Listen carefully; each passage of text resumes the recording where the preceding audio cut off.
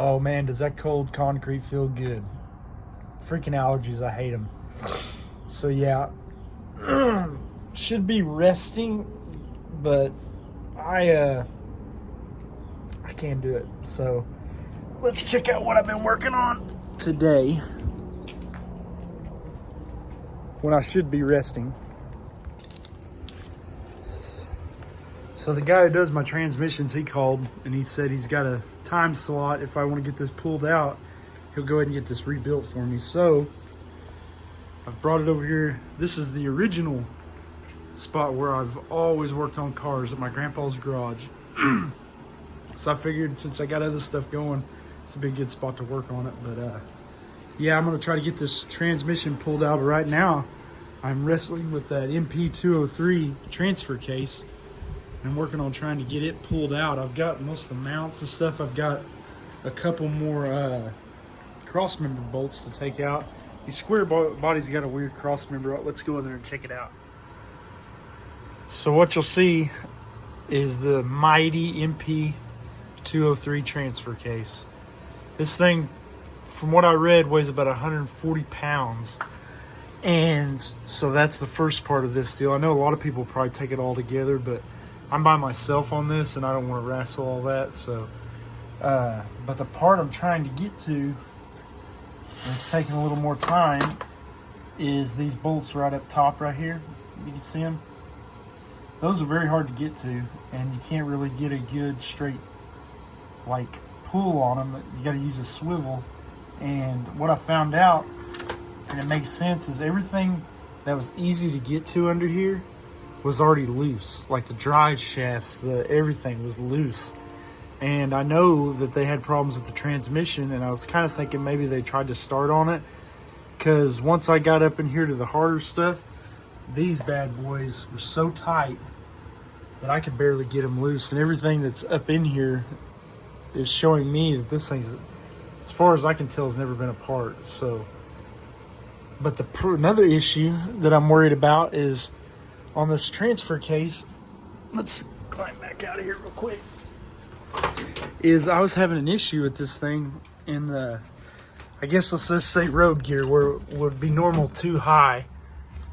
Is you got high lock,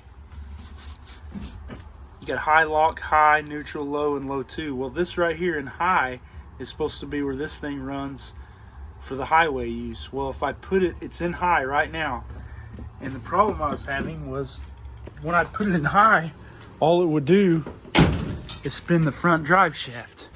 It would not pull the rear wheels at all. So right now it's still in high. That has some resistance, but the tail shaft here is just, it feels rough, really, really rough. So I'm really thinking, but now it works in low range and all that other stuff, but in where it should be able to be going down the road, it will not pull the back wheels. So I'm thinking something's wrong with this 203. But I have another 203 transfer case for one of these. So more than likely this case will not go back in it. And I'm thinking about, I was wanting to do a 205 or a 208, but stuff's pretty hard to find. I was reading about the part-time kit, and I'm doing some more research. I may take another case and put the part-time kit in it, because I don't like all this other stuff spinning all the time and all that good stuff. So, man, I tell you what, allergies ain't no joke. I don't feel like doing nothing. Oh, man. But I don't ever rest. I keep doing stuff. Like I said, I want to get this done. I want to get this stuff out of here because I've got a lot to do. And, you know, I do feel better the more I move. Actually, I feel worse when I lay around and don't do anything. I don't know why, but we're going to stay moving. So let's get this thing pulled out.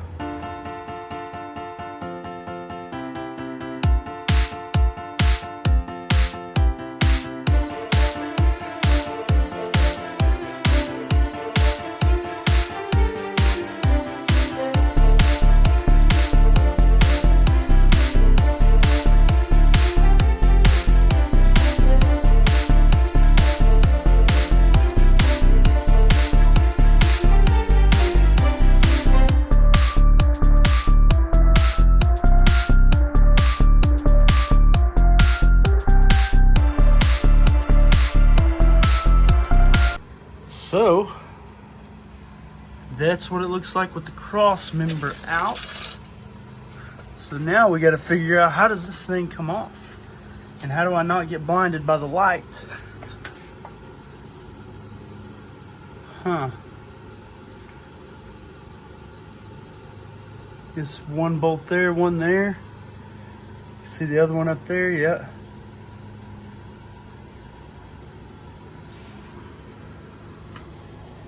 So let's get this thing off. It's kind of hard to see. You can't see nothing up here. All right, let's get after it. So you got to be asking yourself, why don't you have at least the floor jack under that? Well, I've already got the transmission jack supporting the transmission and the engine. And being that I'm by myself and I'm not too worried about that transfer case as I'm going to switch it, I decided just to use a cart and some wood blocks. And I will just be prying that. It's already loosened up, but we're going to pry it away and just kind of let it fall down on the cart. And what's neat is that rock bar I'm getting ready to grab. I remember when I was a little kid, they used to use that to bust up rocks with like post holes, you know. And now it's mine, and I've used that thing to just take apart. I've used it for everything, and it weighs like 40 pounds, so it's a pretty neat little tool to have. But yeah, we're gonna bust that loose and see where it lands. Yeah, so the idea here is not to have a 150-pound transfer case landing on my chest. So yeah, we're gonna do it this way and hopefully not end up in the urgent care. Got it. Is that all right? Oh yeah, I'm to the side.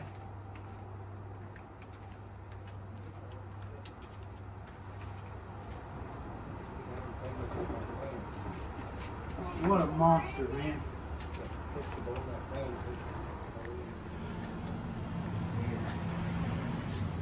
Boy, that thing is all there.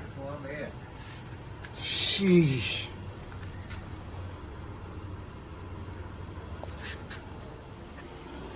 So these got to be my top few vehicles that I've ever done that these torque converter bolts are this tight. Like, I can guarantee you the last one put these on were General Motors, because they were tight. And I can guarantee you a couple old boys on a Saturday back in the 80s didn't pull this rig out and get them that tight. But yeah, I finally got it loose. So the converter's loose. I got to do the lines. And then the bell housing. I got the shifter already undone. And yeah, that's all there is. And the transmission's ready to come out. So, not bad.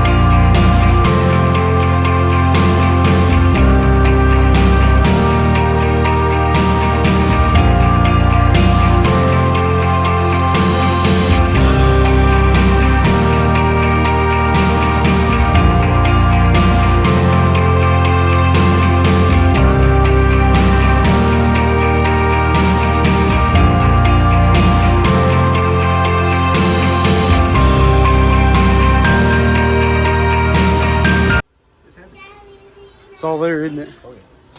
So yeah, it's ready to go get rebuilt now. So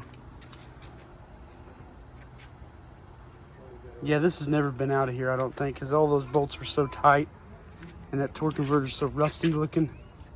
Yeah, I don't think it's ever been out. So we'll put some motor mounts in it next and get ready to move it.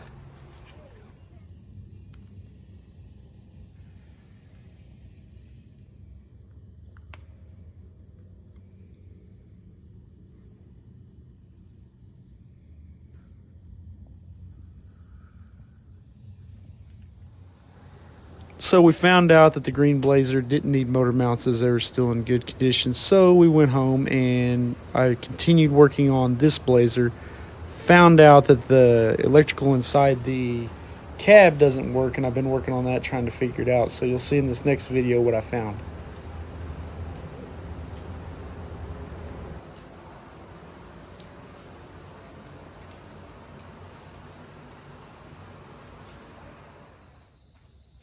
Hey.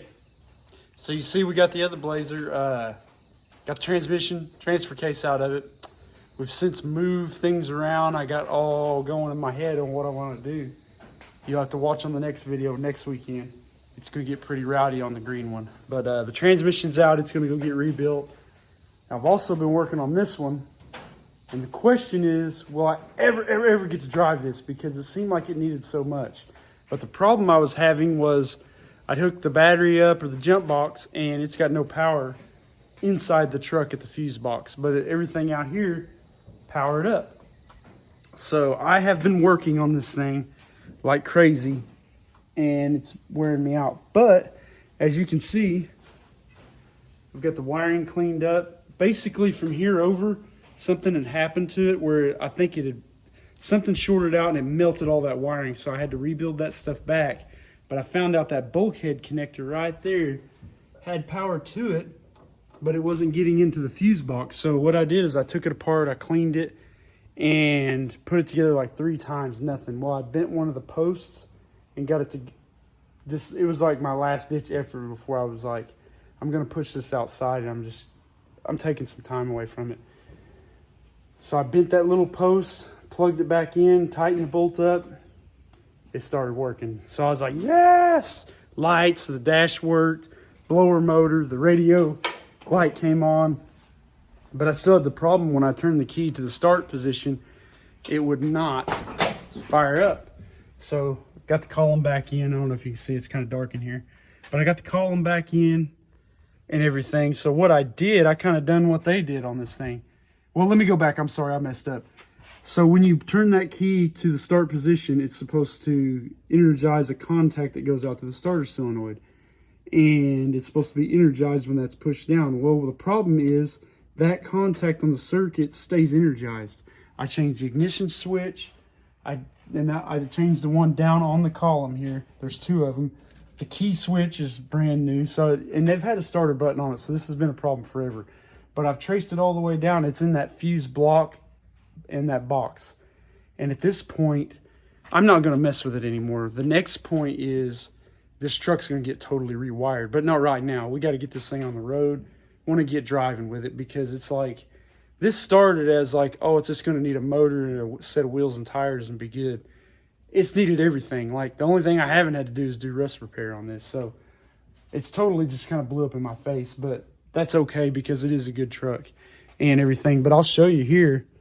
We've got the lights come up, that comes up, but as you can see, did I take that rag off there? Yep, okay. So, but what I did, now you're wondering how will I get it to start? I don't know if you can see, I put a push button start here. So yeah, you can start it with a push button and with the key off, it's not energized. So, it does the trick, it's going to work, and that's what we're going to do for now.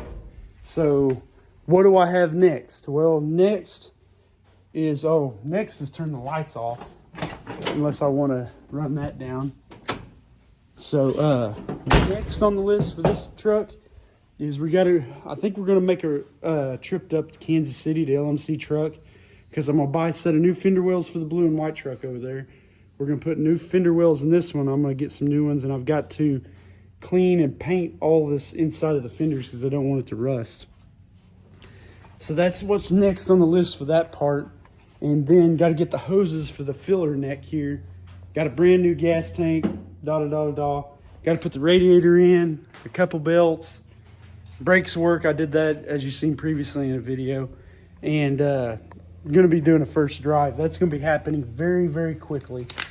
And the green Blazer, all I'm going to tell you right now is the transmission is going to get rebuilt, but it's going to get pretty gnarly with that thing. So stay tuned for that one. But I'm trying to think of what else I got going. Well, I'm getting ready to go to work. That's what I got going. But that's it for this week.